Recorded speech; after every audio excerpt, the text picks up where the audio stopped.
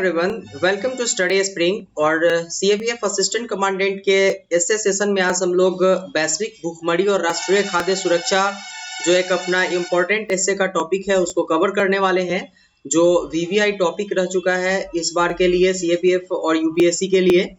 तो आज हम लोग इसी को कवर करने वाले हैं। बट बिफोर टू बिगिन, अगर आपको ऐसा लगता है कि ये चैनल आपके लिए डेडिकेटली वर्क करती है तो आप इस चैनल को सब्सक्राइब एंड शेयर कीजिए, क्योंकि 1000 सब्सक्राइबर के साथ हम लोग लाइव क्लासेस लेना स्टार्ट करेंगे जो टोटली फ्री ऑफ कॉस्ट होगा। इसके साथ ही आपको पीडीएफ जो मिलता है वो टेलीग्राम चैनल से मिल जाता है, और आप क्विज का मजा टेलीग्राम चैनल स्टडी स्प्रिंग से ले सकते हैं, जिसका लिंक आपको यहाँ पे दिया हुआ है। तो चलते हैं अपने टॉपिक की तरफ। इस बार के लिए इम्पोर्टेंट टॉपिक रहा है ग्लोबल हंगर इंडेक्स।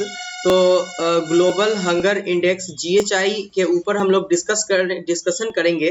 तो पहले ये चीज पता करते हैं कि ग्लोबल हंगर इंडेक्स मतलब कि वैश्विक भूखमरी सूचकांक होता क्या है।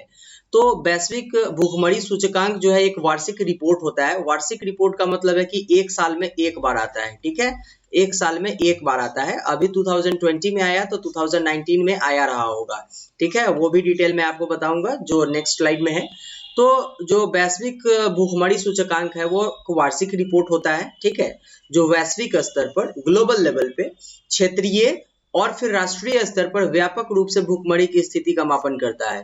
इसको थोड़ा सा समझने की जरूरत है, थोड़ी सी इसमें मैटर यहाँ पे क्या फंसता है कि वैश्विक रूप में मतलब कि पूरे ग्लोबल लेवल पर पूरे देश आ जाते हैं, क्षेत्रीय स्तर पर किसी पार्टिकुलर एरिया का, और राष्ट्रीय स्तर पर जैसे कि पूरे भारत जो है वो भारत राष्ट्र है उसके स्तर पर व्यापक रूप से भूखमरी की स्थिति का पता करता है। इक्वली रूप से सारे जगहों के जो वहाँ का हंगर है, वहाँ का इंडेक्स उसको क्लियर करता है।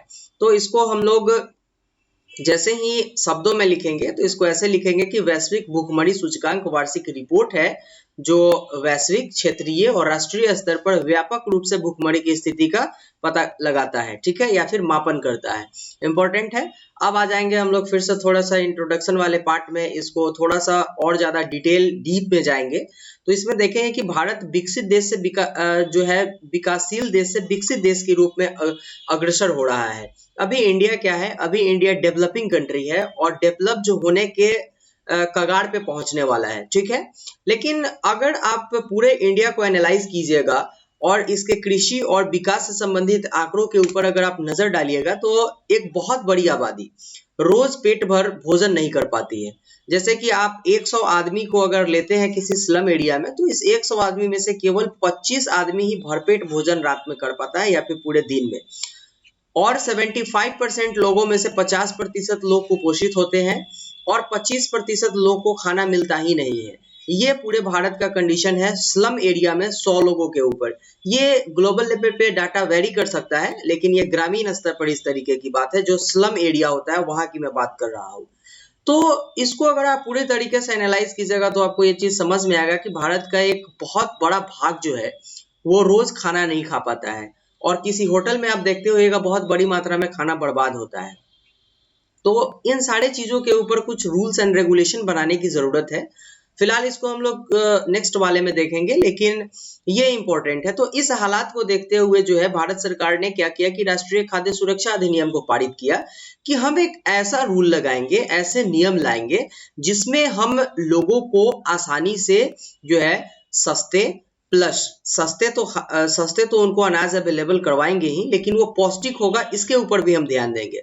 तो इसके लिए गवर्नमेंट ने जो है वो जो राशन की दुकान होती है, ठीक है, राशन की दुकान जो होती है यहाँ पे जो है 3 रुपए में जो है गेहूं और 2 रुपए में चावल देने का 2 रुपए में चावल देना स्टार्ट करवाया। इसके साथ ही स्कूल में जो है आंगनबाड़ी में फ्री में खिचड़ी देना, स्कूल में खिचड़ी अवेलेबल करवाना, ये सारे गवर्नमेंट के रूल्स हैं, जिसमें जो एक आप बोले तो ये जो भूखमरी है इसको कम करने के लिए स्टेप लिए गए हुए थे। बहुत सारे स्टेप है, और इसमें जो इसके जो आयाम थे, 4 आयाम है इसके अंदर में। पहला था पहुंच, दूसरा था उपलब्धता, तीसरा था उपभोग और चौथा था स्थिति। तो पहले तो लोगों के पास पहुंचे तो इसलिए राशन की दुकान पे जो है वो सस्ते सामान अवेलेबल करवाएंगे। उसकी उपलब्धता एनी टाइम हो, बफर स्टॉक बना रहे, इसलिए जो है खाद्य सुरक्षा और फिर एफसीआई जो जानते हैं आप, ठीक है, फूड कॉर्पोरेशन ऑफ इंडिया, उसके पास ये चीज अवेलेबल रहे, ये तो ये उपलब्धता के ऊपर ध्यान दिया गया। अब ये सारे चीज पहुंच भी जा रहे हैं, उपलब्ध भी है, लेकिन इसका उपभोग होना जरूरी है। तो ये जो है इसके लिए रूल्स एंड रेगुलेशन लगाए गए, इसके लिए कुछ स्कीम्स लाए गए, इसके लिए जो ग्रामीण स्तर पे लोग हैं या फिर हमारे जो नागरिक हैं उनको इस तरीके का फैसिलिटी अवेलेबल करवाया गया कि वो इसका उपभोग कर सके। और लास्ट में इन सारे चीज के होने के बाद इनकी स्थिति क्या आती है, इसको एनालाइज करना बहुत ज्यादा जरूरी है। तो इसके 4 आयाम थे जिसको ध्यान में रखते हुए सरकार ने 1965 में राष्ट्रीय खाद्य सुरक्षा की स्थापना की थी, ठीक है, जो खाद्यान्नों को किसानों से खरीदकर बफर स्टॉक बनाता था। बफर स्टॉक होता क्या है? बफर स्टॉक एक ऐसा स्टॉक होता है जिसमें गवर्नमेंट इसको स्टॉक करवाती है और इससे एक्सपोर्ट होता है, और जब तक बफर स्टॉक हमारे पास होता है, ठीक है, तब तक हम किसी भी चीज का जो है एक्सपोर्ट करते रहते हैं। रिसेंटली प्याज का दाम 70 रुपीज पर केजी भारत में है, तो बफर स्टॉक में जो है वो कमी होने के कारण इस तरीके के कंडीशन आए हैं। तो बफर स्टॉक जब पूरा हो जाता है तो नियंत्रण रहता है किसी भी चीज का, किसी भी जो मूल्य है उसका नियंत्रण रहता है बफर स्टॉक के कारण। तो ये बफर स्टॉक गवर्नमेंट करवाती है और इसके बाद बफर स्टॉक से एक्सेस जो चीज होता है, ज्यादा होता है, उसको एक्सपोर्ट किया जाता है। तो ये बफर स्टॉक बना करके गवर्नमेंट रखती है उसके रेट को जो है वो नॉर्मल करने के लिए। आते हैं फिर से हम लोग, अब जो वैश्विक सूचक, वैश्विक जो भूखमरी है, ठीक है, इसको महामारी नहीं, इसको आप भूखमरी कर लीजिएगा, ठीक है, इसको आप भूखमरी कर लीजिएगा। भूखमरी सूचकांक प्रस्तुत किया गया, इसमें 107 देश थे, तो 107 देश में से भारत का स्थान जो था वो 94 आया है। रिसेंट 16 अक्टूबर को ग्लोबल हंगर इंडेक्स GHI को प्रस्तुत किया गया हुआ था और जो है इसमें भारत का स्थान 94 था, ठीक है। अब भारत की स्थिति को अगर आप ग्लोबल लेवल पे देखें तो ये पाकिस्तान और नेपाल से भी पीछे आ गया। इसके पीछे रीजन अभी कोरोना वायरस है, ठीक है, कोविड-19 है। एक साल के अंदर में कोविड-19 का इम्पैक्ट इस पे पड़ा है, लेकिन इसके बाद भी इस स्थिति को एनालाइज करने की जरूरत है और ये देखने की जरूरत है कि इसके लिए जिम्मेवार कौन है। आखिर इस तरीके का अगर हमारा ग्लोबल हंगर इंडेक्स आ रहा है तो जिम्मेवार कौन है? अभी वैश्विक महामारी है, ठीक है, ये पेंडेमिक है, इस कारण से इस पे ज्यादा इफेक्ट पड़ा, लेकिन इसके बाद भी इसके लिए जिम्मेवार क्या क्या हो सकता है। तो रिसेंटली अगर आप देखिएगा तो भारत की जनसंख्या जो है वो उसमें एक इस तरीके का परिवर्तन होते जा रहा है कि भारत आने वाले समय में विश्व का सबसे ज्यादा जनसंख्या वाला देश बनेगा और एट प्रेजेंट में भारत की जनसंख्या भी 130 करोड़ है।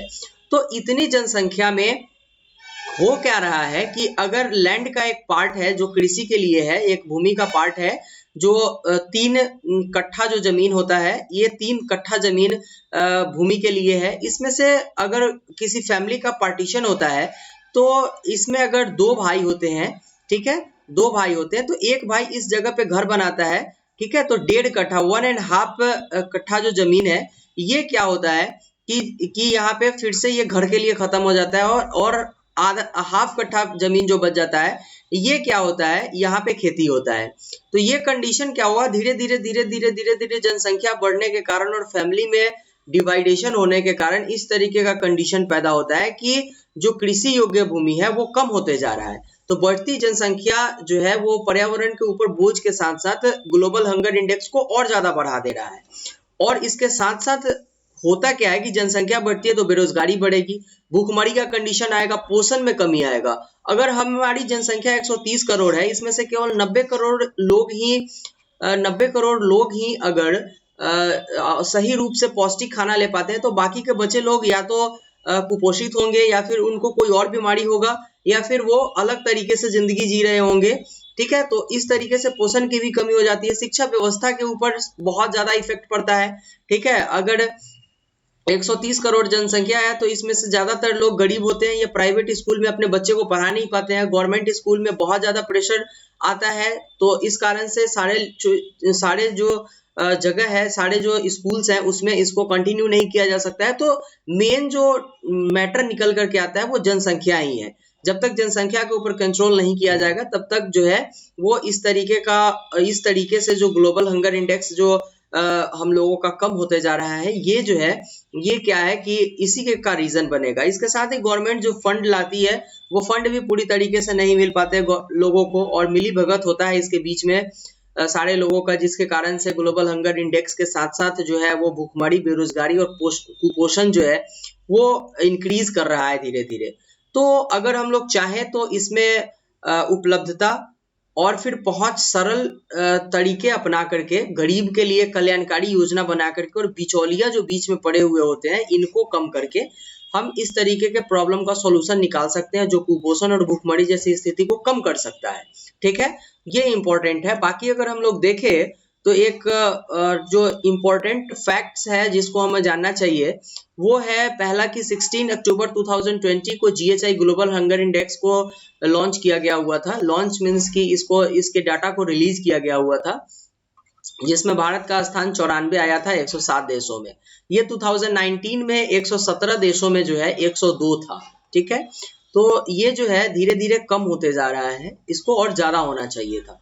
और बाकी इस बार कोविड-19 के कारण इसके ऊपर बैड इम्पैक्ट पड़ा है, ये दूसरी बात है, लेकिन फिर भी गवर्नमेंट को इसके ऊपर जो है वो स्ट्रिक्ट डिसीजन लेना पड़ेगा, कानून बनाना पड़ेगा। ठीक है, जो जनसंख्या को नियंत्रण कर सके, क्योंकि अभी जो जनसंख्या नियंत्रण के लिए कोई ऐसा कानून नहीं बना हुआ है जिसके कारण जनसंख्या को नियंत्रित किया जा सके। कोई पर्टिकुलर जो कास्ट है उसमें जनसंख्या को जो है वो वरदान माना जाता है। ठीक है, जनसंख्या को वरदान मान करके और जो ऑपरेट नहीं करवाया जाता है, जिसके कारण से जनसंख्या रेगुलर वे में बढ़ रहा है, और ये कहीं ना कहीं से पॉपुलेशन एक्सप्लोजन इसका बहुत बड़ा कारण बन करके आ रहा है। ठीक है, तो अगर हम पॉपुलेशन एक्सप्लोजन को खत्म नहीं कर पाएंगे तब तक शून्य भूखमरी का जो एक टारगेट रखा गया हुआ है कि हम लोग 2020 तक जो है वो जीरो हंगर लाएंगे। ठीक है, जीरो हंगर लाएंगे, ये पॉसिबल नहीं हो पाएगा।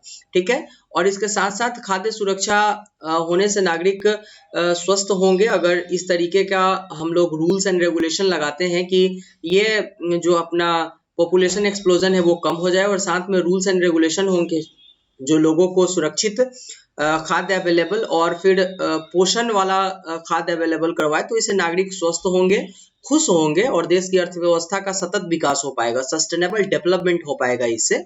ये इंपॉर्टेंट है।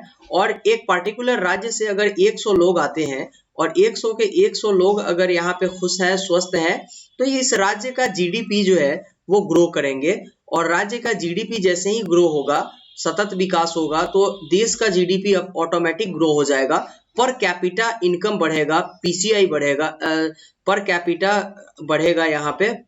तो ये इंपॉर्टेंट है, इसलिए इसके ऊपर ध्यान देने की जरूरत है, क्योंकि ये अर्थव्यवस्था और राज्य की जीडीपी को बढ़ाने के लिए बहुत इंपॉर्टेंट रोल जो है वो निभाने वाला है। और इसके साथ ही पौष्टिक और सुरक्षित खाद्य उपलब्ध कराना राज्य की जिम्मेवारी होनी चाहिए, और इसके लिए एक जो है वो आप बताएं तो हार्ड एंड फास्ट रूल लगाने की जरूरत है, क्योंकि अगर व्यक्ति जो है वो स्वस्थ होगा तो वो हर एक काम को करने में कैपेबल होगा, उसके अंदर नए नए इनोवेशन आएंगे। तो ये इंपॉर्टेंट है। इसका हम लोग कंक्लूजन यहीं पे आकर के खत्म करेंगे। ये 320 जो है वर्ड्स में कंप्लीट हुआ है। इसके साथ आप और भी कोई चीज इंपॉर्टेंट इंक्लूड कर सकते हैं, जिसमें आपका कोरोना वायरस जो है वो इम्पोर्टेंट रोल प्ले कर सकता है। तो ये था आज के वीडियो के लिए, जिसमें हम लोगों ने जो ग्लोबल हंगर इंडेक्स जो इम्पोर्टेंट था टॉपिक उसको कवर किए हैं। लेकिन अगर आपको ऐसा लगता है कि चैनल आपके लिए डेडिकेटली वर्क करती है तो चैनल को सब्सक्राइब एंड शेयर कीजिए, क्योंकि साथ में जैसे ही हम लोग 1000 सब्सक्राइबर आएंगे लाइव क्लासेस लेना स्टार्ट करेंगे और टोटली फ्री ऑफ कॉस्ट होगा। साथ में पीडीएफ आप डाउनलोड करते रहे टेलीग्राम स्टडी स्प्रिंग चैनल से, क्विज आपको फ्री ऑफ कॉस्ट वहाँ मिलता है। तो ये था आज के वीडियो के लिए, जिसमें हम लोगों ने वैश्विक भूखमरी और राष्ट्रीय खाद्य सुरक्षा ये जो इंपॉर्टेंट टॉपिक था इसको कवर किए हैं। फिर से मिलते हैं नेक्स्ट वीडियो में नए टॉपिक के साथ। Thank you and good bye.